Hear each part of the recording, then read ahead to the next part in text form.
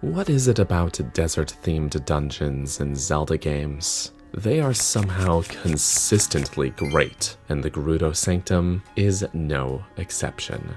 This dungeon, while intuitive enough to be in the early game, is still a fairly good winding maze of a dungeon. It has a mostly linear setup overall, but still has branching paths and elbow room for how you complete certain objectives and in what order. It's a great balance, but before we get into that, let's take a look at the architecture. This was actually something I was worried about when I first got here. The first few rooms gave me the impression that this would be a rather visually bland dungeon, with beiges and browns and nothing more, but that's not the case. This dungeon has some excellent use of color to highlight important rooms and elements, giving a visual vibrance that I wish Southern had, while still being distinctly a desert dungeon. This is not to say that the beiges and browns aren't here, they absolutely are. I mean, look at all this sand. But they're not the only thing here. Besides, it just makes the deliberate use of colors stand out even more. Interactable objects are bright blues, pots with resources are a teal that just pops, important rooms get a particular bit of visual flair, and most importantly, of course, the animal statues that are the crux of the dungeon's main puzzle are all vibrantly colored with gold accents. Between that and the colorful cast of enemies found here, this is frankly a fantastic looking dungeon.